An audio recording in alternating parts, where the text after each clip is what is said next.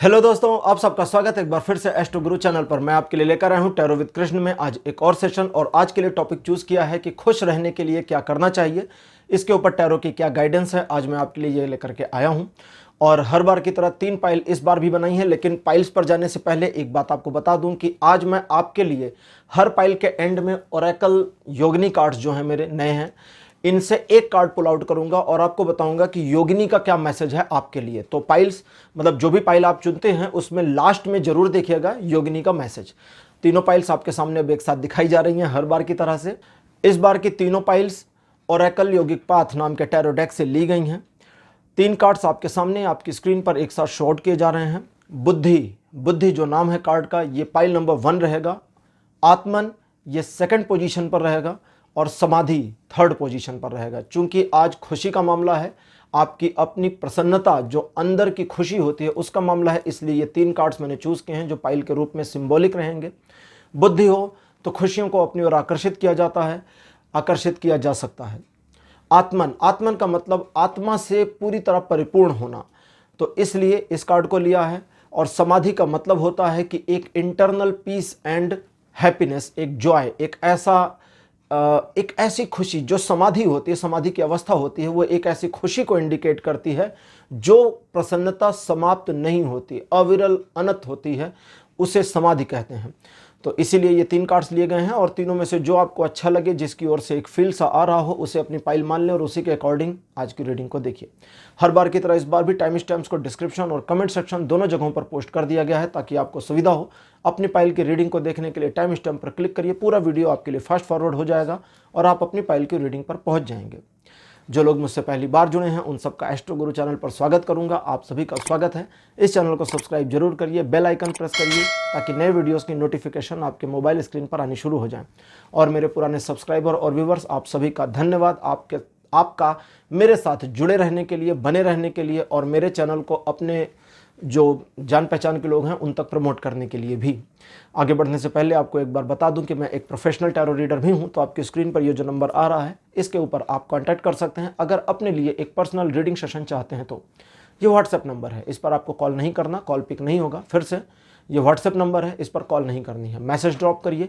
Message पर आपको सारी इन्फॉर्मेशन मेरी टीम मेंबर प्रोवाइड करा देगी और आपकी हेल्प करेगी मेरे साथ कनेक्ट होने के लिए, एक अपॉइंटमेंट बुक करने के लिए। आपको टैरो से कुछ गाइडेंस चाहिए उसके लिए, या अपनी कुंडली दिखवानी है तो उसके लिए भी आप संपर्क कर सकते हैं, बिकॉज आई एम अ वैदिक एस्ट्रोलॉजर टू। तो चलिए देर नहीं करते हैं, आज की रीडिंग को शुरू करते हैं और आपकी पाइल में मिलते हैं।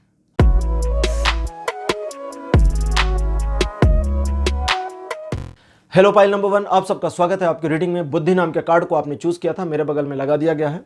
चलिए शुरू करते हैं आज की रीडिंग को और देखते हैं कि आपके लिए क्या इन्फॉर्मेशन आती है कि खुश रहने के लिए क्या करना चाहिए। ठीक है, टैरो की गाइडेंस, क्योंकि हमारे जीवन में जब तक खुशियां नहीं होती तब तक हमारा जीवन सही लाइन पर, सही ट्रैक पर नहीं होता, क्योंकि हम सभी अपने जीवन में जो कुछ भी करते हैं खुशियां पाने के लिए ही करते हैं। तो पाइल नंबर 1 आपके लिए पहला कार्ड अपीयर हुआ है, किंग ऑफ द कप्स, जिनको किंग ऑफ जॉय भी कहते हैं। खुशियों के राजा हैं ये, बहुत खुश रहते हैं। क्वीन ऑफ द कॉइन्स, पैसे हो तो खुशियों की क्या बात है, बहुत बढ़िया कार्ड। तीसरा position king of the swords, उस खुशी और उस पैसे को इस्तेमाल कैसे करेंगे, किंग ऑफ द स्वॉर्ड्स जो बुद्धिमत्ता को प्रदर्शित करते हैं। और अपीयर हो गया है डेथ का कार्ड चौथे नंबर पर, जो आपकी प्रेजेंट सिचुएशन को इंडिकेट करेगा अभी। और साथ ही साथ में लास्ट कार्ड अपीयर हुआ है प्रिंसेस ऑफ द वॉन्ड्स, जो बताएंगी आपका फ्यूचर, और साथ ही साथ बाकी सारे कार्ड्स की मिलकर के इंटरप्रिटेशन और गाइडेंस चलेगी। तो पाइल नंबर 1, जैसा कि आप जानते हैं कि प्रेजेंट सिचुएशन में आप जिस तरह के हैं, अभी जो लाइफ आपकी चल रही है, अभी रिसेंट में एक पेनफुल सिचुएशन, जैसे आप इस वीडियो को अगर देख रहे हैं तो हो सकता है ज़्यादातर मामलों में पाइल नंबर 1 आपके लिए है कि आप किसी दर्द, तनाव, तकलीफ में हैं या उससे गुजर रहे हैं और आने वाले भविष्य के प्रति आशंकित हैं, आशान्वित तो हैं, आशान्वित मतलब होपफुल तो हैं, बट एक तरह का डाउट बना हुआ है कि क्या होगा। किसी भी सर्कमस्टेंस में यह हो सकता है। आपके जीवन में चीज़ों को बहुत मैनेज करने की कोशिश करी, अच्छा बन के देख लिया, बुरा बन के देख लिया, न्यूट्रल रह के देख लिया, कुछ काम नहीं किया, और अब जीवन कहाँ जा रहा है, कहाँ ले जा रहा है, इस चीज़ की संभावना या इस चीज़ की उम्मीद लगभग नहीं कर पा रहे। बहुत परेशानी और पेशोपेश की सिचुएशन आपकी दिखती है। प्रिंसेस ऑफ द वॉन्ड्स बताती हैं कि आने वाला भविष्य पहले तो यही जान ले, एक लाइन में, कि सुरक्षित है, सुनिश्चित है और बेटर है। बात हो रही है खुशियों की। चीज़ों को घटित होता हुआ देखें, क्रोनोलॉजी को चलते हुए देखें, लेकिन उसमें हस्तक्षेप ना करें और अपनी इन्वॉल्वमेंट को थोड़ा सा कम करें। अब सजेशंस आ रहे हैं आपके लिए। इन्वॉल्वमेंट को थोड़ी कम करेंगे, चीज़ों को घटित होते हुए देखेंगे, थोड़े इग्नोरेंस का भाव, थोड़ा अटैचमेंट का भाव और बहुत ज़्यादा डिटैचमेंट का भाव, थोड़ा एक स्पिरिचुअल वे ऑफ लिविंग आपके लिए, आपके जीवन को ट्रैक पे लाने और आपको खुश रखने के लिए बहुत काम करेगा। इसको थोड़ा सा एक्सप्लेन करता हूँ ताकि इजी हो जाए। बड़ी कठिन भाषा आ गई थी कभी कभी बड़ी कठिन लाइन ये बोल देते हैं, मतलब बता देते हैं मुझे। अब इसको एक्सप्लेन करते हैं। सिचुएशन जैसी चल रही है उसे वैसा चलने दें, उसमें हस्तक्षेप ज़्यादा ना करें, और कुछ चीज़ें आपके पक्ष में या विपक्ष में है तो उसे एज इट इज़ मूव हो जाने दें, चलने दें, चलने दें, चलने दें। जब लोग आपके पक्ष में या आपके विरुद्ध काम कर रहे हो तो उनसे डिटैच और अटैच दोनों नहीं होना है। उनके काम में उनके काम में इन्वॉल्वमेंट नहीं लेनी है और उनके काम की रिस्पॉन्सिबिलिटी से भागना भी नहीं है। जैसे आपने किसी, मतलब सपोज करिए एग्जांपल के तौर पे, आपकी फैमिली के मेंबर हैं और वो जो कुछ भी कर रहे हैं उससे या तो खुशी होगी या तो दुख होगा, तो ना तो अटैच होइए और ना डिटैच होइए। डिटैच होंगे तो पूरा इग्नोरेंस हो जाएगा, फिर फैमिली मेंबर से कोई लेना देना नहीं कि भैया भाड़ में जाओ, तुम जो करो सो करो, तो वो वाली टेंडेंसी नहीं लेनी। अटैचमेंट नहीं लेना है, ज़रूरत से ज़्यादा उसको हिंट, गाइडेंस नहीं देने, एडवाइस नहीं करने। कुछ चीज़ों में उसकी हरकतों को इग्नोर करना है। आप कभी करके देखिएगा, अगर अपने फैमिली मेंबर जो यहाँ दिख रहा है से या अपने दोस्तों से थोड़ा परेशान चल रहे हैं तो उनकी कुछ बातों को एक हफ्ते करिए, थोड़ा इग्नोर करके देखिए। थोड़ा सा अटैच और डिटैच दोनों रहिए। अटैच रहिए कि उनके साथ रिलेशन बना है, अटैच रहिए कि वे जो कुछ भी जीवन में कर रहे हैं बेहतर करें, आपकी ये होप है। डिटैच रहिए कि वो जो कर रहे हैं करने दीजिए, थोड़ा अपने आप में उसको जाने दीजिए, तो वहाँ से आने वाला पेन कम हो जाएगा। उम्मीदें हटेंगी तो पेन हट जाता है, ठीक है। तो आपको अपनों से, जिसमें आपके फैमिली और फ्रेंड्स दोनों शामिल हैं, इसमें रिलेशंस, मतलब एक तरीके से रिलेशंस, तो इसमें अपने आप को थोड़ा डिटैच करेंगे तो उम्मीदें कम होंगी। उम्मीदें कम होगी तो आपको दुख नहीं होगा, अभी खुशी नहीं, अभी खुशी आएगी, दुख नहीं होगा, तकलीफें कम से कम होंगी, है ना, आप थोड़ा परेशान कम होंगे। अब बुद्धिमत्ता की बात करें। बुद्धि हमारा आज का कार्ड भी है, पाइल नंबर 1, और यहाँ king of the swords death के कार्ड के साथ अपीयर हुए हैं। जो चीज होनी है, कहते हैं ना, गीता में लिखा है, जब जब जो जो होना है तब तब सो सो होगा। ये बहुत लोग बोलते रहते हैं, लेकिन लोग बोलते हैं, सुनते हैं, जानते हैं, मीनिंग नहीं समझते या उसको कैच नहीं कर पाते। जब जब जो जो होना है तब तब सो सो होगा, इसको कई तरीके से इस्तेमाल किया गया है, ठीक है। ज्योतिष शास्त्र की कुछ किताबों में भी इसी सूत्र का इस्तेमाल किया गया है। वृद्ध यवन जातकम नाम की पुस्तक में लिखा हुआ है कि आप अपनी जिंदगी में कुछ भी तय नहीं कर सकते, क्योंकि हर चीज पहले से तय है। Everything is pre decided in your life, you can not decide. अगर आप कुछ डिसाइड कर रहे हैं उसके हिसाब से, ये मैं नहीं कर रहा हूं, उसके हिसाब से, अगर if you are deciding, Hindi में, अगर आप कुछ डिसाइड कर रहे हैं तो वो चीज भी डिसाइड करना ही लिखा था, इसलिए डिसाइड कर रहे हैं। इस मोमेंट पे आपका ऐसा होना था इसलिए हो रहा है। तो वो हर चीज एक तरीके से प्री सेट फॉर्मूले के हिसाब से चल रही है, लेकिन उस प्रीसेट फॉर्मूले में भी कुछ विलिंग्स हैं, कुछ डिसीजंस हैं जो आप लेते हैं। आपके डिसीजन के बेसिस पर चीजें बदलती हैं। अब जैसा कि मैं अक्सर एस्ट्रोलॉजी में कहता हूं कि आपकी डेस्टिनी, या डेस्टिनी को साइड करें, आपका फ्यूचर डेफिनेट और इनडेफिनेट दोनों होता है। दैट मीन्स कि आपका एक डिसीजन उस डेफिनेट फ्यूचर को इनडेफिनेट फ्यूचर में परिवर्तित कर सकता है, सुनिश्चित भविष्य को एक संभावित भविष्य की ओर मोड़ सकता है, और आपका एक डिसीजन संभावित भविष्य को सुनिश्चित भविष्य की ओर भी मोड़ सकता है।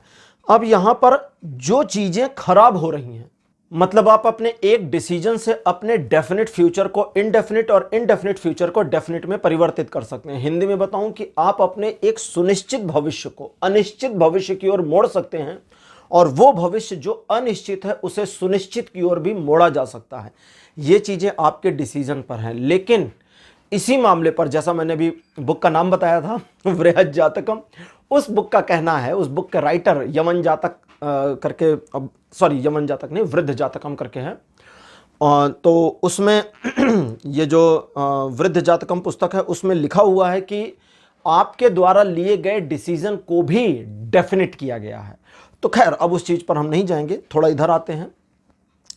वो चीजें अब यहां मैं डेफिनेट इंडेफिनिट की बात क्यों कर रहा था, क्योंकि प्रेजेंट मोमेंट में एक ऐसी चीज आपके चल रही जिसे आप चाहकर रोक नहीं पा रहे, बदल नहीं पा रहे, सिर्फ होते हुए देख सकते हैं कि ये हो रहा है। इस मोमेंटम को अगर आप रोकने या मोड़ने की कोशिश करेंगे तो गलती हो जाएगी, क्योंकि ये ना रुक रहा है ना मुड़ रहा है। तो ये एक ऐसा दौर है जिसे हम टैरो रीडिंग में कहते हैं कि अपरिवर्तनीय परिवर्तन है। ये ऐसा चेंज है जिसे हम चेंज नहीं कर सकते, बदल ही नहीं सकते।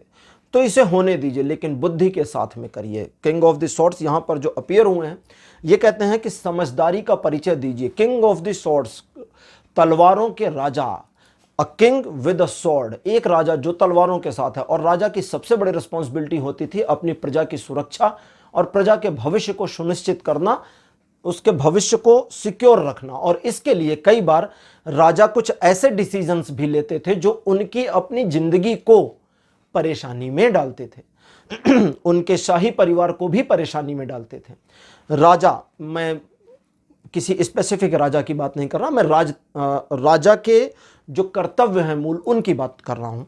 तो किंग का जो मेन पर्पज है वो है एक ऐसा डिसीजन लेना जो सही है, भले वो मीठा हो या कड़वा हो। तो यहां पर आपको इस परिवर्तन को होने देना है, क्योंकि यह भविष्य की ओर जा रहा है और आप चाहकर रोक नहीं पा रहे, तो इसे होने दीजिए, लेकिन समझदारी से वॉच करते रहिए। जिसका फायदा क्या मिलेगा आने वाले समय में, जब परिवर्तनों का सेटअप पूरा होगा, जो कि जब आप ये रीडिंग जब से देख रहे हैं, टाइमलाइन यहां से शुरू होगी, यहां से लेकर के 2.5 महीने के भीतर में ये परिवर्तन खत्म होंगे। 2.5 महीने के बाद, पहली बार जब आप रीडिंग देख रहे हैं तब से, क्योंकि ये जनरल और टाइमलेस रीडिंग है तो आप इसको मल्टीपल टाइम भी देख सकते हैं, लेकिन जब फर्स्ट डेट को आपने ये देखा है पहली बार, वहां से टाइमलाइन शुरू होगी 2.5 महीने की। उसके बाद चीजें बेहतरी के लिए मूव करती जाएंगी, लेकिन वो जो बेहतरी आ रही है, प्रिंसेस ऑफ द वांड्स यहां पर इंटरप्रेट कर रही है king of the sword, queen of the coins और किंग ऑफ द कप्स के साथ।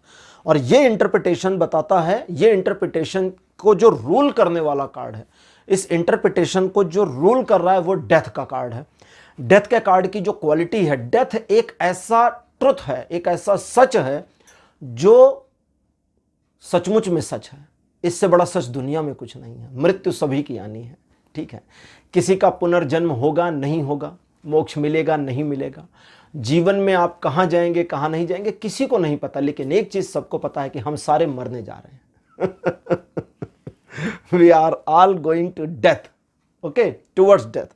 हम सब मौत के मुंह में जा रहे हैं। तो यहां पर ये जो डेथ का कार्ड है, कार्ड का नाम डेथ है, बट ये यहां मृत्यु को नहीं दिखाता है। ये बहुत रेयर केसेस में कभी कभी डेथ, रियल डेथ को भी दिखाते हैं, बहुत रेयर केस में। वो जब आते हैं तो हम उनके बारे में कभी बताते हैं। खैर यहां तो ये नहीं दिखा रहे, यहां ये रूल कर रहा है, और चूंकि ये रूल कर रहा है इसलिए ये एक डेफिनेट पोजीशन की ओर बढ़ता है। अब यहां समझदारी ये दिखानी है कि आने वाले समय को बेहतर बनाने के लिए सिर्फ प्लानिंग करनी है। प्लानिंग में क्या करना है, सबसे पहले तो इकोनॉमिक कंडीशन को बेटर करने की कोशिश करिए, और इकोनॉमिक कंडीशन फॉर्चुनेटली आने वाले समय में बेटर होंगी, जिसका परिणाम आपको 2.5 महीने बीतने के बाद 1 साल के अंदर मिल जाएगा। अगर आपका कोई इकोनॉमिक टारगेट बना हुआ है तो उस पर, और अगर कोई इमोशनल टारगेट आपका बना है तो वो 2.5 साल में पूरा हो सकता है। और इमोशनल टारगेट में मैं बता दूं, वो छोटे मोटे टारगेट नहीं, कोई बड़ा इमोशनल टारगेट बना है। बड़े इमोशनल टारगेट्स क्या होते हैं, बेटी की शादी करनी है, बेटे की शादी करनी है, बेटी की शादी के लिए पैसा इकट्ठा करना है ना, बेटे की शादी के लिए गहने बनवाने हैं, घर बनाने के लिए पैसा इकट्ठा करना है, एक ज़मीन खरीदनी है, बहुत बड़ी बड़ी चीज़ें हो जाती हैं। जो बड़े बड़े इमोशंस हैं वो 2.5 साल में पूरे हो सकते हैं। यहाँ ये भी सिनेरियो आता है, और साथ ही साथ आपके लिए है कि आप चीज़ों को ग्रेसफुली एक्सेप्ट करते जाएं, क्योंकि परिवर्तन तो हो रहा है और परिवर्तन लगातार चल रहा है, और ये जो चल रहा है इसे आप अपनी ओर मोड़ सकते हैं, मतलब अपने बेहतरी के लिए मोड़ सकते हैं। चलिए ओरेकल योगिक पाथ कार्ड ले लेते हैं, देखते हैं कि ये आपके लिए क्या बताते हैं कि हैप्पीनेस के लिए आपको फर्दर और क्या करना चाहिए। सबसे जो की पॉइंट इसमें आया है अभी तक आपके लिए वो है एक्सेप्टेंस। जितनी ज़्यादा एक्सेप्टेंस रखेंगे परिवर्तन उतना बेहतर तरीके से होगा और उतना आपके फेवर में होगा। शुरुआत में ये भले पेनफुल हो, but end of the changes ये चीज़ें सारी आपके फेवर में मुड़ जानी है। पहला कार्ड आपके लिए अपीयर हुआ है स्वाधिष्ठान। सेकंड पोजीशन पर आपके लिए जो कार्ड अपीयर हुआ है ये है नियम्स। कार्ड नंबर 3 आपके लिए अपीयर हुआ है प्रत्याहार। और कार्ड नंबर 4 आपके लिए अपीयर हुआ है धारणा। इसको मैं हिंदी में बोलता हूँ, धारणा लिखा हुआ है बट धारणा मतलब होता है हिंदी में। और शिव, शिव अंतिम कार्ड है। आज का जो टॉपिक मेरा है वो है कि खुश रहने के लिए क्या करें। और आपके लिए ओरेकल योगिक पाथ से अंतिम कार्ड आया है शिव का, और वो भी नटराज शिव का। एक आदमी था जिसका नाम था नीत्शे, उसे नास्तिक कहते हैं। वेटिकन ने उनकी किताबों को बैन कर रखा है क्योंकि उन्होंने अपनी बुक में पहले पेज पर लिखा था कि पहला और आखिरी क्रिश्चियन सूली पर लटकाकर मार डाला गया।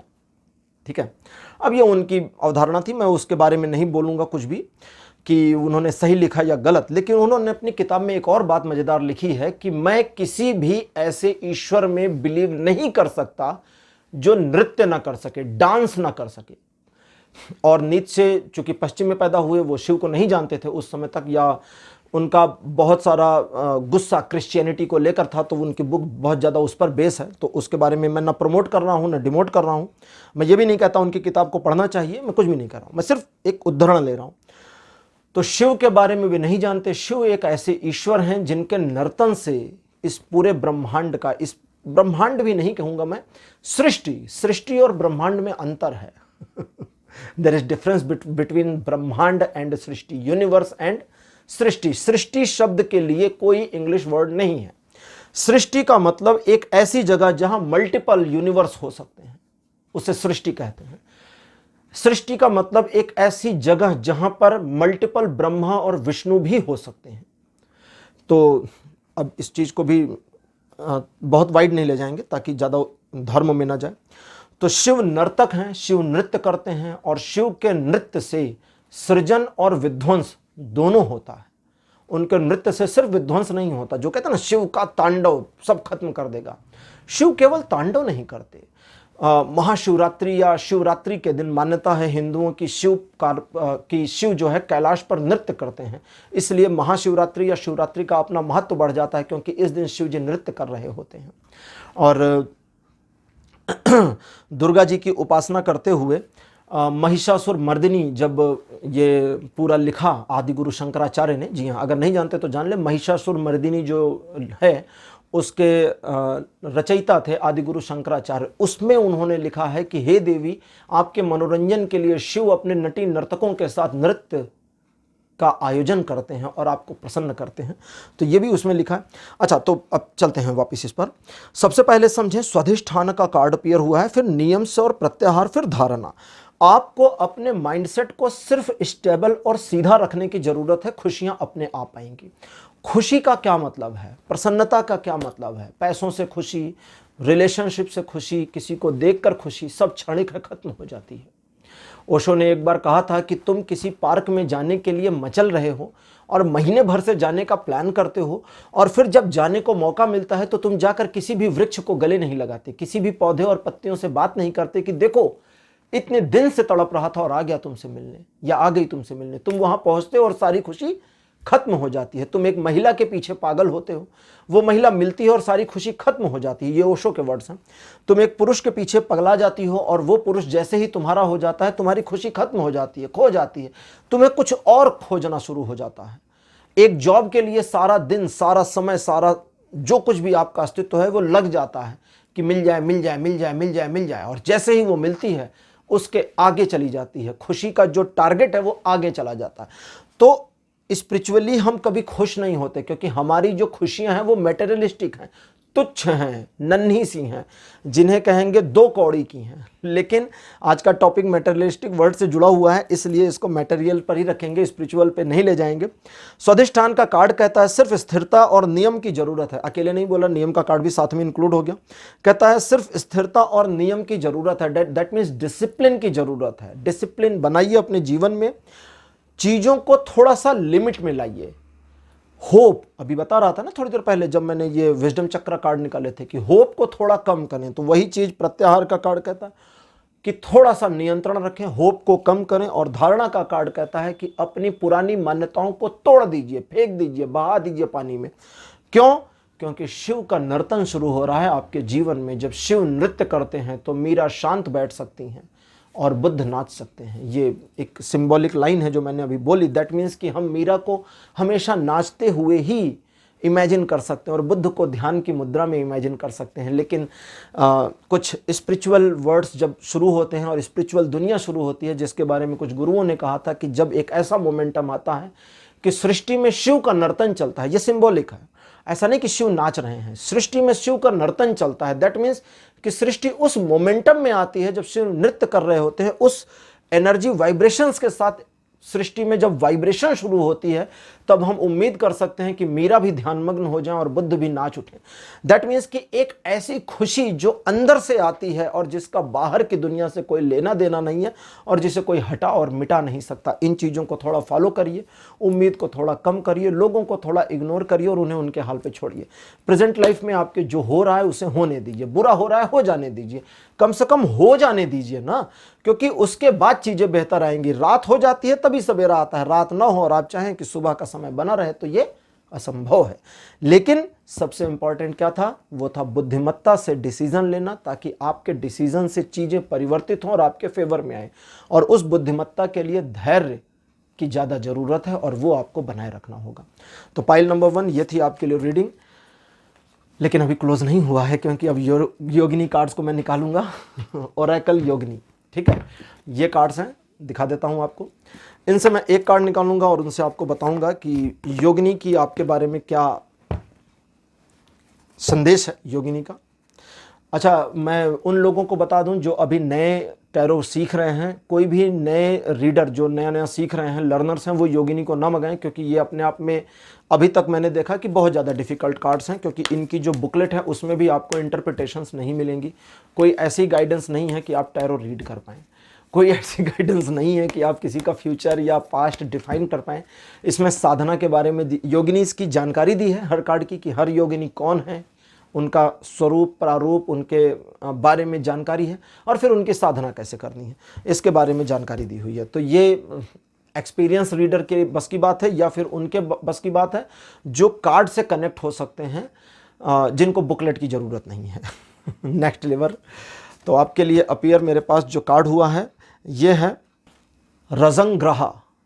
रजंग्रहा जो कार्ड है, इसमें देवी ने 2 राक्षसों के सिर को हाथ में अपने उठा रखा है, और इस कार्ड का जो आपके लिए आना है उसके मतलब ये है कि आपके जीवन में जो भी समस्याएं चल रही हैं उन समस्याओं को साथ ले लीजिए, उन सारी समस्याओं को बने रहने दीजिए या उन सारी समस्याओं को घटित होने दीजिए, क्योंकि उसके बाद ही आपके जीवन में नया सवेरा आएगा। ये यहाँ पर इनका कहना है। और साथ ही साथ ये आपके लिए मैसेज देती हैं कि आपके जीवन से अंधकार या वो परेशानियाँ जो आपके जीवन को अभी तक अनियंत्रित स्थिति में लाई थी और साथ ही साथ एक ऐसी पोजीशन में रखी थी जहाँ आप अपने जीवन को न मोड़ पा रहे थे न जोड़ पा रहे थे, वहाँ से चीज़ें परिवर्तित होनी शुरू होंगी। लेकिन ये जो परिवर्तन है ये थोड़ा धीमा चलेगा। ये परिवर्तन आपके जीवन को आयाम और स्थिरता भी देगा, लेकिन इस स्थिरता के लिए आपको धैर्य की ज़रूरत है। बात वहीं आ गई जहाँ से चले थे कि आपको थोड़ा इग्नोरेंस और थोड़ा पेशेंस की ज़रूरत है। लेकिन यहाँ चीज़ें इस तरह भी समझें कि आपके लिए एक तरह की प्रोडक्टिविटी आ रही है, फ्यूचर आपके लिए बहुत प्रोडक्टिव है। उस प्रोडक्टिव फ्यूचर में आप अपने लिए क्या निकाल पाते हैं, क्या निकाल पाते हैं, क्या आप उसमें से अपने फेवर में ला पाते हैं, ये डिपेंड आपके माइंडसेट पर करेगा, जिसके लिए आपको सिर्फ स्वीकार्यता की ज़रूरत है और सही डिसीजन लेने के लिए धैर्य की ज़रूरत है। तो ये इनका संदेश आपके लिए है योगिनी का। और साथ ही साथ योगिनी का एक और मैसेज आपके लिए अपीयर कि अपनी स्पिरिचुअल ग्रोथ को जिस पोजीशन में बढ़ा रहे हैं धीरे धीरे उसी पोजीशन में धीरे धीरे बढ़ाते रहें, जल्दी अचीव करने की कोई कोशिश ना करें। तो पाइल नंबर 1 आपके लिए ये थी आज की पूरी कंप्लीट रीडिंग। आज की रीडिंग, आज का विषय आपको कैसा लगा? अपने सुझाव, अपने अनुभव कमेंट सेक्शन में जरूर लिखिएगा। इस वीडियो को लाइक करिए, शेयर करिए और चैनल को सब्सक्राइब करना मत भूलिएगा। अगले वीडियो में आपसे फिर मिलूंगा, तब तक के लिए बाय बाय।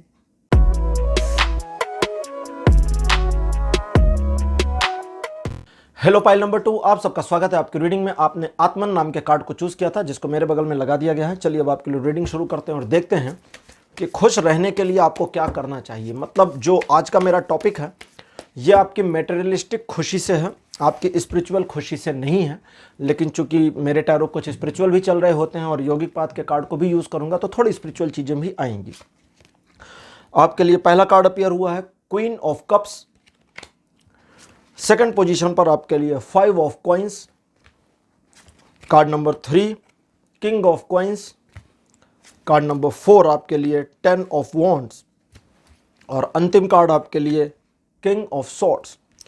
पाइल नंबर 2, जैसा कि आप जानते हैं प्रेजेंट सिचुएशन में आप अपने जीवन में कुछ ऐसी चीज़ों का सामना कर रहे हैं जो आपके जीवन को बोझिलता की ओर मोड़ रही हैं। एक बोरियत, काम ना करने की उम्मीद या चाहत या काम में मन ना लगना जैसी समस्याओं का इस समय सामना कर सकते हैं। जीवन में या जॉब में या बिजनेस में एक ऐसी चुनौती जिसको आप सिर्फ अपने सिर से हटाने की हर संभव प्रयास में हैं, लेकिन चीज़ें आपके ऊपर से हट नहीं रही हैं और आप अपनी जिम्मेदारियों से ना भाग पा रहे हैं ना उन्हें आगे बढ़ा पा रहे हैं, डेलीगेट भी नहीं कर पा रहे हैं। थोड़ा पीछे चलते हैं। पैसों का नुकसान भी आपके दिखता है और चीज़ों में और सिचुएशन में इमोशनल लैक या इमोशनल ब्रेकडाउन जैसी सिचुएशंस का भी दिखना हो रहा है। हर किसी को खुश करने की कोशिश तो उम्मीद करता हूँ आप छोड़ चुके होंगे, चूँकि यहाँ दिख रही है। लेकिन वो पहले वाली जो टेंडेंसी थी ना कि हर किसी को खुश करते थे आप या खुश रखने का प्रयास करते थे, उसका स्लाइटली सा हिस्सा अभी बचा हुआ है। जैसे कभी कभी आप ऑन कर लेते हैं तो उसकी कोई प्रॉब्लम नहीं है, लेकिन उसमें अपना नाम भी जोड़ लें, खुद को खुश रखने का प्रयास करें। आपका ये मानना, आपका ये सोचना कि आपको अपने जीवन में खुश रहने के लिए इन भौतिक वस्तुओं की ज़रूरत नहीं है, ये नितांत गलत है और इससे आपको आगे बढ़ना होगा, आगे चलना होगा। क्योंकि भौतिक वस्तुएं भले ही इंटरनल खुशी दें या ना दें, आपको खुश रखती हैं, आपके शरीर को खुश रखती हैं। और क्योंकि हम इस शरीर को एक स्लीव की तरह यूज़ करते हैं, स्लीव मतलब एक कपड़े की तरह यूज़ करते हैं, है ना। शरीर हमारा कपड़ा है, हमारी आत्मा का। तो इसलिए इस शरीर की देख रेख करना और इसे खुश रखना भी हमारा परम कर्तव्य है। बुद्ध के बारे में है कि बुद्ध से पूछा गया था कि क्या कांटे चुभते हैं आपको, क्योंकि अब तो आप मुक्त हो चुके, शरीर के बंधन से आप अपने आप को आज़ाद फ्री करते हैं। तो बुद्ध कहते हैं हाँ बिल्कुल उतना ही दर्द होता है जितना तुम्हें, लेकिन तुम्हारे उस कांटे के चुभने को देखने के नज़रिए और मेरे नज़रिए में अब अंतर आ चुका है। तुम देखते हो कि मुझे कांटा चुभ गया और मैं देखता हूं कि शरीर को कांटा चुभ गया, बस इतना ही फर्क है मेरे और तुम में। तो ये बहुत बड़ा फर्क है। उनके हिसाब से थोड़ा सा था ना कि बस इतना सा ही फर्क है। रात को तुम सो जाते हो और रात को मेरा शरीर सो जाता है। तुम खाना खा लेते हो और मेरा शरीर खाना खा लेता है। तुम नहा लेते हो और मैं शरीर की सफाई कर लेता हूं। मैं हमेशा हर मोमेंट में अलग हूं अपने शरीर से और तुम शरीर ही बन गए हो, यही इतना सा फर्क है। इसी वजह से बुद्ध को कमल नयन कहा गया। कमल नयन सुना होगा, भगवान विष्णु को कमल नयन कहते हैं, कृष्ण को, राम को, बुद्ध को कमल नयन कहते हैं। कमल नयन क्या है? कमल एक ऐसा फ्लावर है, एक ऐसा फूल है, पुष्प है जो कीचड़ में खिलता है। कीचड़ मतलब गंदगी, है ना, मड, कीचड़ में खिलता है, लेकिन उसके बावजूद उस कीचड़ की पूरी गंदगी से अछूता रहता है, वो शुद्ध होता है, प्योर होता है। तो बुद्ध पुरुष मतलब वे लोग जो मुक्त हो चुके, राम, कृष्ण, बुद्ध, महावीर, ये जब सो जाते थे तो इनके बारे में कहा जाता था शरीर सोया बट ये नहीं, इनके सपने नहीं आते थे। तो इनकी आंखें बंद और सुबह खुल जाती थी, तो आंखें उनीदी नहीं होती थी, आंखें बिल्कुल सुबह वैसे ही खुलती थी जैसे वो ढकी थी और खुल गई। आंखों में कोई नींद नहीं है, कोई तनाव नहीं है। कमल का पुष्प सुबह हुई और खिल गया, बिना किसी तनाव, बिना किसी टेंशन के। तो इसलिए इनके नेत्रों को कमल नयन कहा गया है। फिर वापस आते हैं रीडिंग पर। अच्छा, यहां पहली चीज तो आपको क्या करना है, खुश रहने के लिए अपने तनाव को कम करने की कोशिश करिए, हर संभव काम हो या ना हो। कुछ काम डिले होते हैं, डिले कर दीजिए। कुछ चीजें पेंडिंग होती हैं, हो जाने दीजिए। ऑफिस का काम बर्डन बन गया है, 8 घंटे की ड्यूटी 12 घंटे चल रही है, थोड़ा डिले होने दीजिए। थोड़ी ऑफिस में आग भी लगने दीजिए, थोड़ी सी। मैं ऐसा नहीं कह रहा कि आप 4 घंटे काम करें बाकी आराम, ऐसा नहीं। 1-1 घंटे कम कर ले। 12 घंटे करना है 11 कर ले, 10 करना है 9 कर ले, इतना करें, ठीक है। मैं बिगाड़ रहा हूं सबको। तो थोड़ा सा खींचे चीजों को। अपने बोझ को थोड़ा रिलीज करें। जब रिलीज करेंगे तो या तो वो दूसरों के पास जाएगा या काम को पेंडिंग करेगा, तो दोनों चीजें चलेंगी। रिलीज होता है, दूसरे के पास जाता है, बहुत अच्छा, अगला व्यक्ति देखेगा। अगर वो चीजें थोड़ी पेंडिंग होती हैं तो होने दीजिए, क्योंकि देखिए काम का जो बोझ है इसने आपको बांधना शुरू कर दिया है और आपको तंग करना भी शुरू कर दिया है, और कुछ तरक्की तो हो नहीं रही है। ऐसा तो है नहीं कि इसका बहुत बड़ा आउटकम मिल रहा हो। पिछले कुछ समय से आप परेशान हैं, चाहे आपके बिजनेस वाइज मामले हों, चाहे जॉब वाइज मामले हों। अब जरूरत है कि थोड़ी सी टेंडेंसी को बदलने की, और अगर आप किसी प्रोफाइल वगैरह में काम कर रहे हैं, जॉब में हैं, तो सही डिसीजन लेने का राइट टाइम चल रहा है। अपनी जॉब से जुड़े मामलों पर भविष्य में चल के एक ऐसा डिसीजन लीजिए जो आपकी जॉब को बेहतरी की ओर ले जा सके। स्किल सेट को इंप्रूव करना, स्विच करना, या अपने ही ऑर्गेनाइजेशन में अपनी ही पोजीशन के लिए डिस्कस करना, ये सारी चीजें इसमें इंक्लूड हैं। अपने हिसाब से चीजों को देखें। दूसरा, पारिवारिक मामलों में हर जिम्मेदारी अपने कंधे पर लेने की टेंडेंसी से बाज आ जाइए। ठीक, कभी कभी कुछ काम दूसरों के भरोसे छोड़ दीजिए। आपको पता है खराब होगा तो होने दीजिए, क्योंकि अगर दूसरा व्यक्ति किसी काम को खराब नहीं करेगा तो आपके काम की क्वालिटी पता कैसे चलेगी। दो कुम्हार हैं, कुल्हड़ बना रहे हैं मिट्टी का, दोनों के बनाने में अगर फर्क नहीं होगा, दोनों की क्वालिटी में डिफरेंस नहीं होगा, तो आप कैसे बताएंगे कौन सा बेहतर कौन सा नहीं। तो डिफरेंशिएशन जरूरी है। इसीलिए ईश्वर ने हम सभी को डिफरेंट डिफरेंट बनाया, वरना एक ही शक्ल के सबको बना देते, क्या फर्क पड़ता था, उनका क्या जाता, वो कर देते कि अच्छा सारे इंसान एक शक्ल के, फिर क्या फर्क पड़ता। लेकिन फिर डिफरेंशिएशन नहीं हो सकता था, फिर ह्यूमैनिटी मर जाती है, इंसानियत खत्म हो जाती है, हम कभी जिंदगी में तरक्की नहीं कर पाते, पता ही नहीं चलता कौन किसका पिता, कौन किसका बेटा, कौन किसकी मां, समझ में नहीं आता। तो बड़ी हास्यास्पद और मुश्किल स्थिति हो जाती, यहां तक तो पहुंचती नहीं, कई हजार साल पहले ही सब निपट गए होते।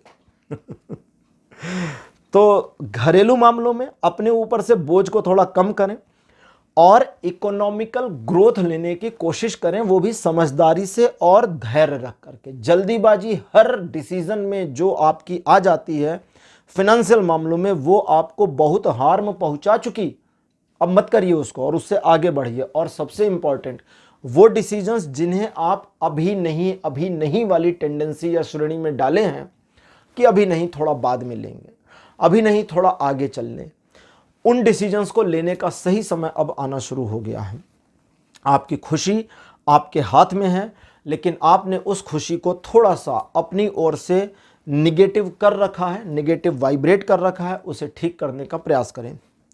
अब लेते हैं आपके लिए ओरेकल योगिक कार्ड और देखते हैं कि ओरेकल कार्ड्स आपके लिए क्या इंफॉर्मेशन देते हैं। पाइल नंबर 2,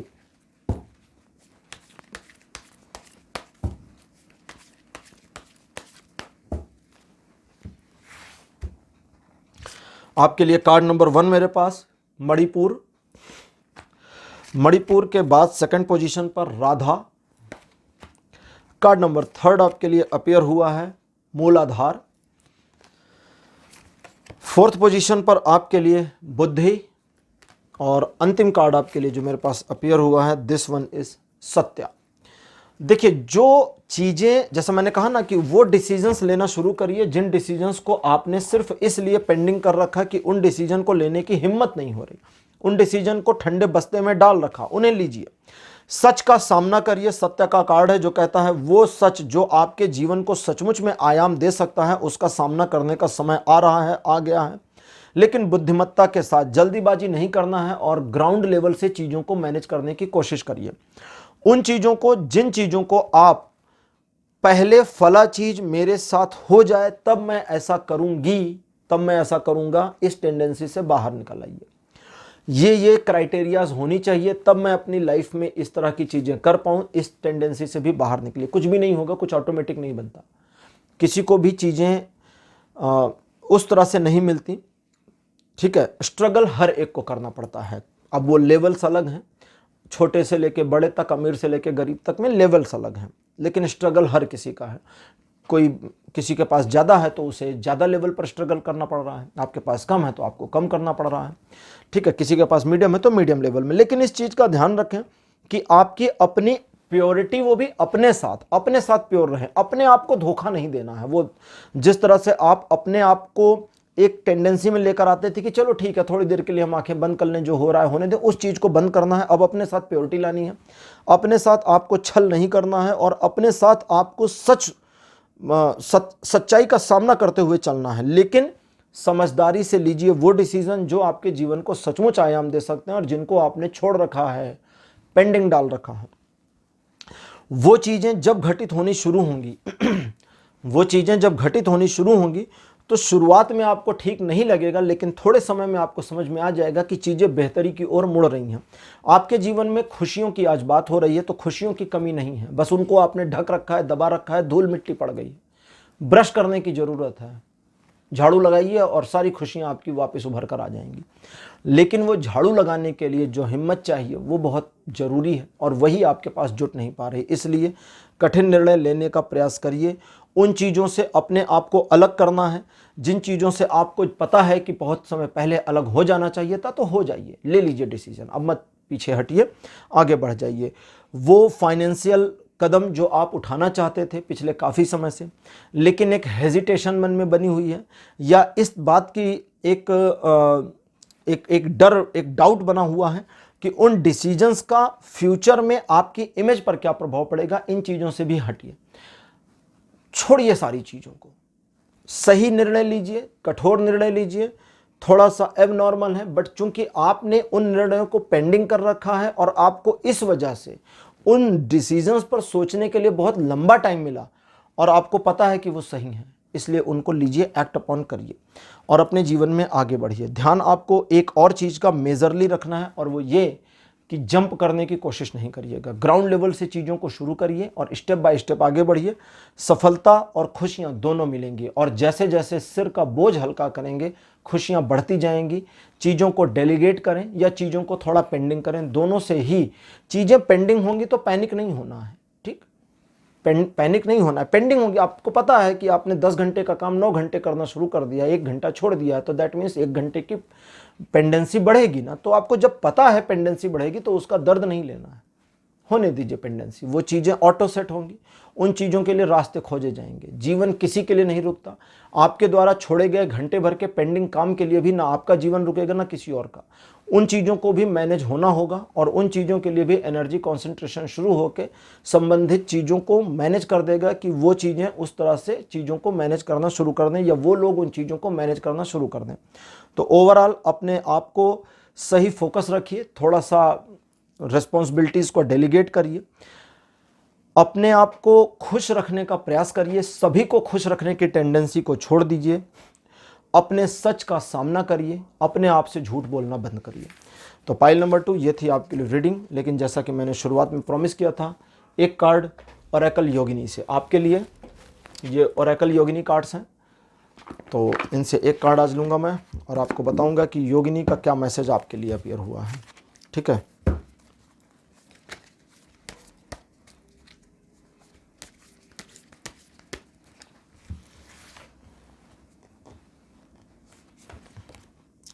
आपके लिए लीला पदा ये कार्ड अपीयर हुआ है। चीज़ें और सिचुएशन ढाली जा सकती हैं और सही तरीके से ढालकर मैनेज की जा सकती हैं, ये इनका मैसेज है। लेकिन सबसे इंपॉर्टेंट ये है कि क्या उन चीज़ों को ढालने के लिए और मैनेज करने के लिए आप रेडी हैं? क्या उन चीज़ों में एक तरीके से थोड़ा रिस्क लेने के लिए, बहुत ज़्यादा की नहीं कह रही, कहती थोड़े से रिस्क लेने के लिए आप रेडी हैं या नहीं हैं?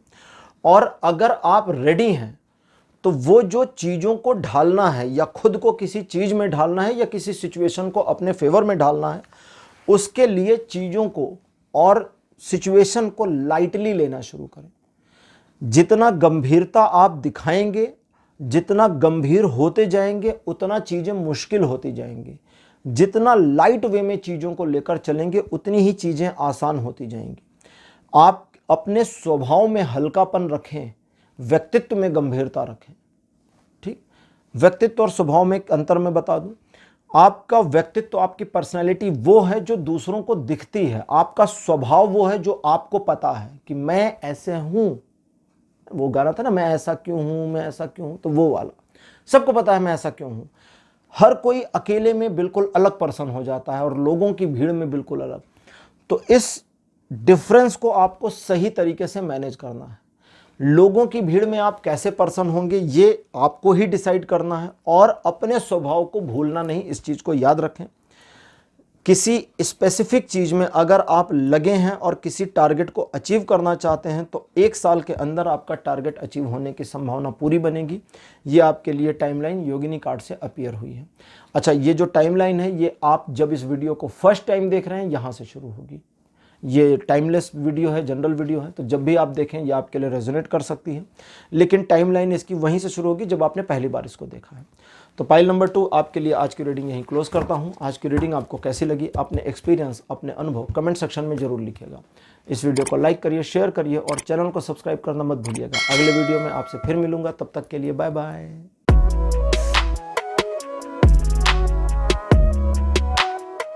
हेलो पाइल नंबर 3, आप सबका स्वागत है आपकी रीडिंग में। आपने समाधि के कार्ड को चूज किया था। चलिए अब आपके लिए रीडिंग शुरू करते हैं और देखते हैं कि खुशियों को पाने के लिए या खुश रहने के लिए आपको क्या करना चाहिए, क्या करना होगा। आपके लिए टैरो की गाइडेंस क्या है। फर्स्ट कार्ड आपके लिए अपीयर हुआ है जजमेंट। सेकंड पोजीशन पर आपके लिए 5 ऑफ वॉन्ड्स। थर्ड पोजीशन पर 2 कार्ड आ गए हाथ में। थर्ड पोजीशन पर आपके लिए 4 ऑफ कप्स। फोर्थ नंबर पर आपके लिए 6 ऑफ सॉर्ड्स। 6 ऑफ सॉर्ड्स, थोड़ा गला खराब हो गया था। लास्ट कार्ड आपके लिए अपीयर हुआ है एस ऑफ सॉर्ड्स।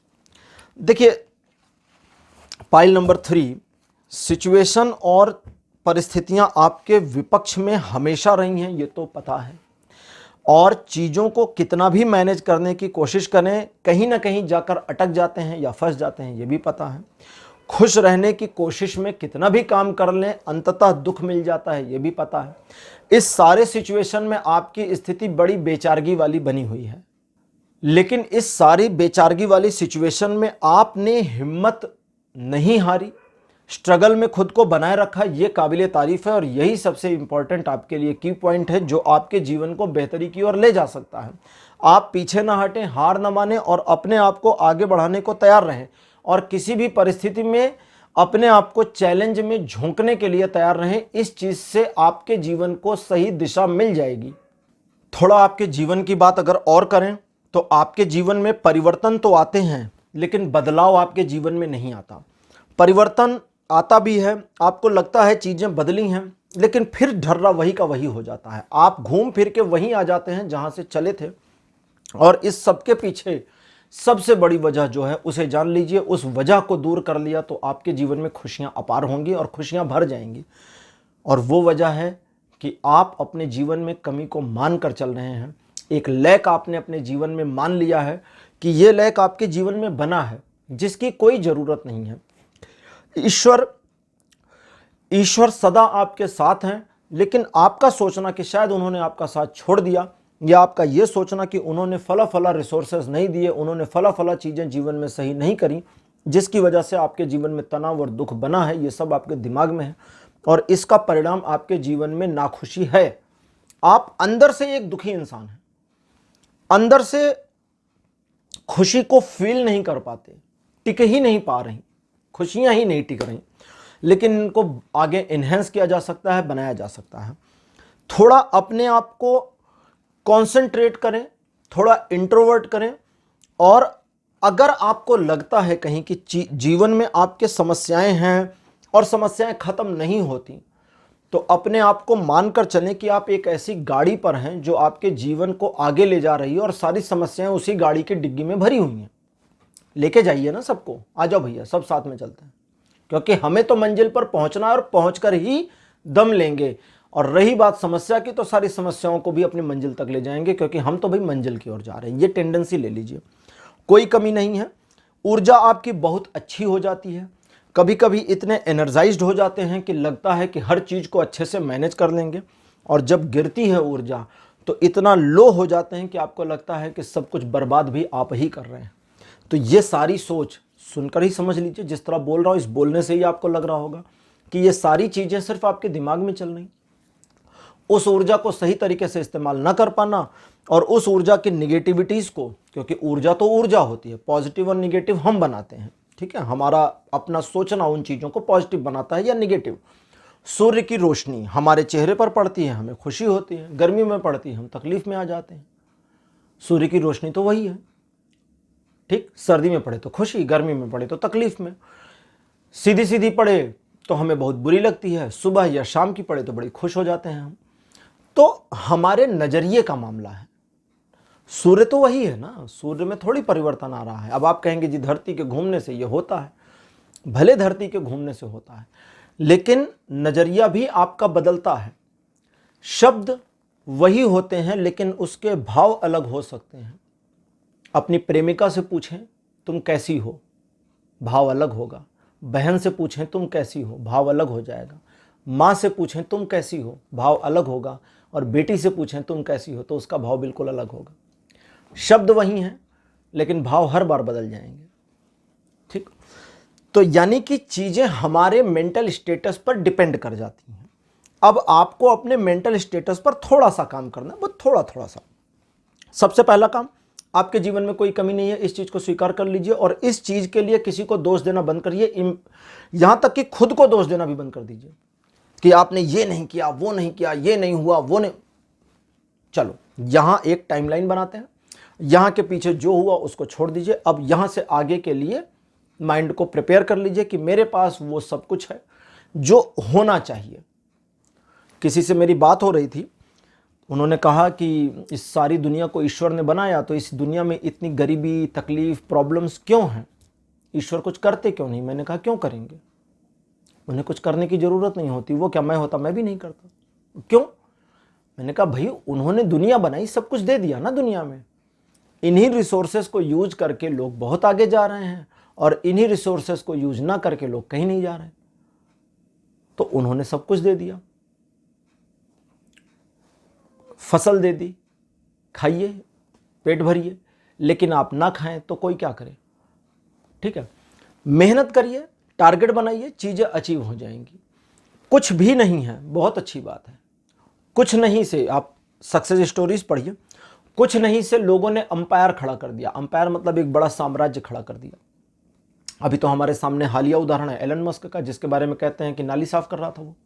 एक टाइम उसका ऐसा था जब वो म्यूनसिपैलिटी की नालियाँ साफ करता था। कहीं मैंने पढ़ा था, किसी शायद बुक में पढ़ा था, अब वो कितना सच कितना झूठ मैं इस पर नहीं जाऊँगा, बट ठीक है, नालियाँ साफ कर रहा था, नहीं कर रहा था, बट उस पोजीशन में था जहाँ पर उसके जीवन में तनाव था, अभाव था, बट वहाँ से वो आज दुनिया का सबसे अमीर आदमी बन गया। धीरू भाई अंबानी पेट्रोल पंप पर पेट्रोल भरते थे और वहाँ से देखिए आज उनकी फैमिली कहाँ पर है। दैट मीन्स कि रिसोर्सेस अवेलेबल हैं, उन्हें यूज़ करना है, यूटिलाइज करना है और आप अपनी एनर्जी को सही तरीके से प्रॉपर इस्तेमाल करें तो आप भी एक अच्छी पोजीशन को अचीव कर सकते हैं। और रही बात खुशियों की, तो आपकी खुशियों को आपने रोक रखा है। आप दुख जीवी व्यक्ति हो रहे हैं, इसलिए दुख में जी रहे हैं। अपने आप को तनाव और दुख की घड़ी में भी शांत रखें, चीज़ों को आत्मसात करें। संघर्षों में असफलता नहीं है, क्योंकि संघर्षों से हार मानना आपने छोड़ दिया है, या कहें कि संघर्षों से हार नहीं मानते हैं तो कम से कम एक चीज़ की खुशी तो यहाँ है कि संघर्षों को आपका डट कर सामना करना पड़ेगा, संघर्षों को सामना करना पड़ेगा, क्योंकि आप तो सामना करने के लिए तैयार है ना। तो दैट मीन्स कि कुछ पॉजिटिविटीज़ भी हैं आपके लिए। पहला कार्ड आपके लिए अपेयर हुआ है धूमावती का। धूमावती का कार्ड सबसे पहले आया है और निकालने वाला था, वो कहती हैं पहले मेरे बारे में ही बात कर ले बेटा। धूमावती के बारे में कथाएं भी हैं, मैंने भी एक कहानी बताई थी धूमावती जी के बारे में, एक लिंक डिस्क्रिप्शन में डाल रहे हैं, पूरी डिटेल वहाँ देख लीजिएगा। इनके बारे में कहते हैं कि ये माता पार्वती हैं जो भगवान शिव को उठाकर अपने मुंह में रख ली थी, खा गई थी, और जिसकी वजह से इनका शरीर काला पड़ गया, धूम्र राशि यानी धुआं निकलने लगा इनके पूरे शरीर से। इस वजह से इनको धूमावती कहते हैं, इनके उस स्वरूप को धूमावती कहते हैं। और चूंकि पति को निषेध कर दिया था, पति को खा लिया, दैट मीन्स पति का निषेध कर दिया, निषेध मीन्स नकार दिया, इस वजह से इनको विधवा कहते हैं, ठीक। इनका कहना यहां पर यह है कि सारी नकारात्मक और निगेटिविटीज आपके दिमाग में होती है, सबसे पहले वो कहीं और नहीं है, सिर्फ आपके दिमाग में है, और चूंकि उसे आप अपने दिमाग में मैनेज नहीं कर पा रहे, इसलिए वो निगेटिविटीज बाहर आ रही हैं एक तरीके से। अब उसमें मैं नहीं जाऊंगा कि इनका कहने का पूरा क्या मतलब है, उसे आप खुद समझें, क्योंकि मैं उस चीज़ में नहीं पढ़ना जा रहा।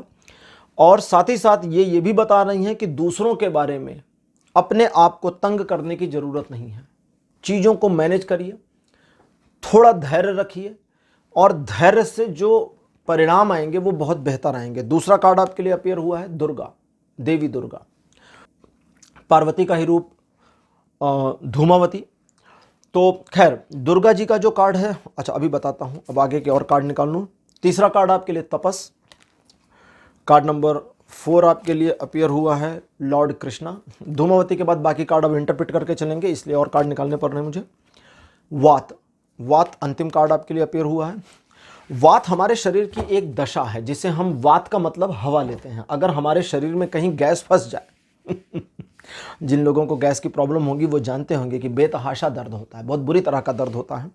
गैस कहीं भी फंस जाए, आपकी बॉडी में, बॉडी के किसी भी हिस्से में गैस रुक जाए तो उस गैस का जो पेन है वो संभाले नहीं संभालता और बहुत बड़ी मुश्किल हो जाती है। जिन लोगों को इस तरह की प्रॉब्लम होगी वे जानते होंगे। वात का कार्ड कहता है चीज़ों को वैसे ही आपने मिसमैनेज कर रखा है और इस वजह से चीज़ें हो रही हैं, लेकिन ये चूंकि एक हवा ही है और हवा तो कहीं रुकती नहीं, निकल जाती है। हवा का कोई बहुत बड़ा रोल नहीं होता। हमारे जीवन में जो हवा है, जो एयर है, ये एयर है भी और नहीं भी है। दैट मीन्स हम ब्रीथ कर रहे हैं तो है, लेकिन हमें दिखती नहीं, दैट मीन्स नहीं है। तो दोनों में है, ये प्रकट और अप्रकट दोनों है। तो वात का कार्ड कृष्ण और तपस के कार्ड के साथ कहता है कि चीज़ों को और जीवन को, चूंकि अब कृष्ण अपीयर हुए हैं तो कर्मयोग की बातें भी चलनी शुरू हुई हैं, जीवन को और अपने को बहुत तनावग्रस्त ना करें। आपने बड़ा तनाव बना रखा है, हार नहीं मान रहे, स्ट्रगल में बने हैं, लेकिन इस समय जो तलवार उठी आपके हाथ में है, या एक ऐसी पोजीशन जहां आप अपने आप को साबित करने के लिए हर संभव प्रयास करने को तैयार हैं, वहां पर आप अपने आप को थोड़ा पीछे खींचें, चीज़ों को घटित होते हुए देखें। जैसा मैंने थोड़ी देर पहले कहा, प्रॉब्लम्स हैं तो हैं, उन्हें कोई बात नहीं, गठरी बनाइए, सारी मुसीबतों की ले लीजिए और साथ में लेके चलिए, कंधे पर लेकर के, कि ठीक है हमें तो मंजिल पर पहुंचना है, मुसीबत लेकर जाएंगे साथ में, मुसीबतें भी हमारी हैं तो हमारे ही साथ चलेंगी। अब दुर्गा का कार्ड है, दुर्गा जी का कार्ड है जो कहता है कि मल्टीपल रिसोर्सेज आपके पास अवेलेबल हैं, मल्टीपल रिसोर्सेज आपके पास अवेलेबल हैं और तुम हो कि बस एक के पीछे पड़े हो। तुम्हारी बुद्धि में इतना नहीं घुस रहा कि तुम उस एक चीज को इग्नोर करो तो पूरा जीवन तुम्हारे लिए खुला है। मैं आप करके बात कर रहा था, ये तुम करके बात कर गई। तो अपने आप को बेहतर करने के लिए उन मल्टीपल चीज़ों की ओर देखना होगा और उन्हें देखने के लिए किसी एक चीज़ को जो आपको लगातार तंग कर रही उसे छोड़ना होगा। जब आप उस एक चीज़ को छोड़ देंगे तब जीवन अलग तरीके से, अलग ढर्रे पर, अलग पायदान पर आना शुरू होगा और तब आपके कर्म का जो रिफ्लेक्शन होगा वो डिफ्रेंशिएट होगा और वात यानी वायु यानी हवा यानी आपके जीवन के आयाम परिवर्तित होंगे और आपकी खुशियों का रास्ता खुल जाएगा। तो मल्टीपल रिसोर्सेस से आगे बढ़ें, अपने आप को धैर्य में बनाए रखें, जल्दबाजी ना करें और निगेटिविटीज़ को हावी ना होने दें। और अगर निगेटिविटीज़ आती है तो उन्हें देखें, फील करें, बट अपने ऊपर चढ़ने ना दें। और अगर आपको लगता है कि कुछ मामलों में पिछले कुछ समय में आपने अनायास खुद को तंग कर रखा, तो हाँ तंग कर रखा था और बहुत बुरी तरह कर रखा था, लेकिन अब उससे निकलिए। कृष्ण जैसा गीता में कहते हैं, कर्म मुझे सौंप दो। कभी ये फील आपको आता है कि ज़िंदगी में आप जो कुछ भी कर रहे हैं ये सब भगवान ने कराया? अगर नहीं आता तो ऐसा फील लेना शुरू करिए। 3 महीने का ट्रायल ले लीजिए। 3 महीने तक जो भी करते हैं, अच्छा या बुरा, काम के खत्म, क्योंकि ड्यूरिंग द वर्क याद नहीं आता, थोड़ी देर के बाद जब याद आए तो आराम से बैठिए, मुस्कुराइए और कहिए मेरे हाथों सारा काम आज ईश्वर ने कराया। सब ईश्वर करा रहे हैं, हम तो कुछ कर नहीं रहे। I am just a mediator. जैसे मैं टैरो रीडर हूँ, टैरो रीडर क्या कर रहा हूँ मैं, ये कार्ड्स हैं, मैं टैरो रीडर हूँ और आप मेरे सामने हैं, भले यूट्यूब पर हैं। मैं सिर्फ रीड कर रहा हूँ, इसमें मेरी कोई योग्यता थोड़ी ना है, मैं तो सिर्फ रीड कर रहा हूँ। मैं अपना कोई ज्ञान तो दे नहीं रहा, इन्हीं का ज्ञान है जो मेरे मुंह से निकल रहा है, बस इतना ही कर रहा हूँ। तो ये कोई बहुत बड़ी बात तो कर नहीं रहा। अब चूंकि मैं कोई बड़ी बात नहीं कर रहा हूँ और सिर्फ एक मीडिएटर की तरह से काम कर रहा हूँ, तो मेरे द्वारा रीड की गई सारी चीज़ें ईश्वर को समर्पित हो रही हैं, इसमें मेरा कोई तो रोल है नहीं। तो बिल्कुल ऐसे ही आपको करना है, यही आपको सोचना और इसी तरह से आगे बढ़िए, अपनी प्रॉब्लम्स को लेकर के चलिए। और आपके पास जो अतिरिक्त ऊर्जा आ जाती है, एनर्जाइज्ड हो जाते हैं, उससे मैनेज करने की कोशिश करें। उस ऊर्जा को जब निगेटिव करते हैं तब मुसीबतें पैदा हो जाती हैं, उससे पॉजिटिव रखने की कोशिश करें। सोचिए, कोशिश करिए और होगा। और अपने अंदर वात को मैनेज करें, अहंकार को मैनेज करें। किसी को कुछ साबित नहीं करना, किसी को नीचा नहीं दिखाना, अपनी लकीर को दूसरे की लकीर से बड़ा नहीं करना, अपनी लकीर को दूसरे की लकीर के लिए कंपैरिजन में नहीं डालना, दूसरे की लकीर को छोटा नहीं करना है। कहते हैं ना कि अपनी लाइन को बड़ा कर दीजिए, लेकिन मैंने अभी इसके लिए भी मना किया। क्यों? क्योंकि अगर अपनी लाइन को आप बड़ा करेंगे तो मैं आ जाएगा ना कि मैं कर रहा हूं, मैं कर रही हूं। नहीं, आपकी लाइन बड़ी हो रही है, आप सक्सीड हो रहे हैं, उठा के डाल दीजिए ईश्वर पर कि भगवान कर रहे हैं, क्योंकि हमने तो इतने समय पहले किया, कुछ हुआ नहीं। अब भगवान ने हमारे हाथों से काम करना शुरू किया और अब चीज़ें बेहतर हो रही हैं और ये बेहतर होती जाएंगी। और इस फील के साथ जितना आप चलेंगे उतना अंदर से खुश रहेंगे। लोग आपकी तारीफ करेंगे कि अरे आप तो गजब कर रहे हैं, पहले से तो बहुत बढ़िया काम हो रहा है। तो आप अंदर ये हंसेंगे कि अरे सब भगवान कर रहे हैं, हम तो बस यहाँ बैठे मनुष्य रूप में दिखाई दे रहे हैं, जबकि कर तो ईश्वर रहे हैं। ये भाव संतुष्टि भी देगा, ये भाव मोटिवेशन भी देगा कि ईश्वर सदा साथ हैं, और ये भाव आपको खुशियाँ भी देगा। लेकिन जो प्रॉब्लम्स हैं उनको साथ में लेकर आगे बढ़ना मत भूलिएगा, अपनी मुसीबतों को उनकी मुसीबत में मत छोड़िएगा। तो पाइल नंबर 3 ये थी आपके लिए रीडिंग। और जैसा कि मैंने आप लोगों को शुरुआत में ही प्रॉमिस किया था कि ओरेकल कार्ड से बताऊंगा, योगिनी ओरेकल। तो आपके लिए योगिनी ओरेकल कार्ड्स, और देखते हैं कि योगिनी कार्ड आपके लिए क्या इन्फॉर्मेशन लेकर आई हैं, यानी योगिनीज में से योगिनी आपके लिए क्या लेकर के आई हैं। एक कार्ड योगिनी का आपके लिए, पाइल नंबर 3 आपके लिए। मेरे पास जो कार्ड आया है ये है अभयी। अभयी, अभयी का मतलब होता है वो देवी जो अभय दे रही हैं, डर को आपके जीवन से नष्ट कर रही हैं, खत्म कर रही हैं। अभय दात्री, ठीक है, अभय को देने वाली देवी अभयी। इनका जो मैसेज आपके लिए आ रहा है वो ये आ रहा है कि हर उस नई चीज के लिए तैयार हो जाइए जो अब जीवन में आ रही है। एक तरीके से जब मैंने ये लाइन बोली ना, तो मेरे पास दूसरी लाइन का इंटरप्रिटेशन मैसेज आ रहा था जो बड़ा मजेदार है। इनके शब्दों में कहूं तो ये कहती हैं कि अब मैं आ गई, और जब मैं हूं तो मैं देख लूंगी, अब तुझे काहे का डर। तो जो थोड़ी देर पहले बता रहा था कि चीजों को ईश्वर को दीजिए, जब आप ईश्वर को समर्पित करते हैं तो ईश्वर ही आने शुरू हो जाते हैं। ठीक है, इसको समझा पाना थोड़ा मुश्किल होता है, बट ये एक्चुअली होता है, मेरे साथ भी होता है। जब मैं कभी कभी कुछ स्पिरिचुअल चीज़ें बोल रहा होता हूँ तो मैं नहीं बोल रहा होता, वो कोई और ही बोल रहा होता है, ऐसा फील मुझे भी आ जाता है।